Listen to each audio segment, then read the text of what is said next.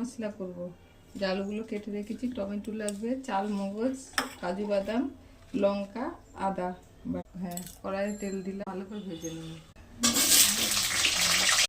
দিলাম, হলুদ দিলাম, লাল করে ভেজে নেবো আলুগুলো। ভাজা হয়ে গেছে, লাল করে তুলে নিলাম। আলু ভাজার তেলে দিয়ে দিলাম শুকনো তেজপাতা, জিরে, কাজু বাদাম, চালমগজ, লঙ্কা, আদা বাটা, গুঁড়ো দিলাম, জিরের গুঁড়ো দিলাম, অল্প জল দিলাম, হলুদ দিলাম, অল্প একটু চিনি। এবার মশলাটা ভালো করে কষিয়ে নেব। ভালো করে হয়ে গেছে। এবার টক দইটা দিয়ে দিলাম, ফাটিয়ে রেখেছিলাম, দিয়ে দিলাম, টমেটো পেস্টও দিয়ে দিলাম।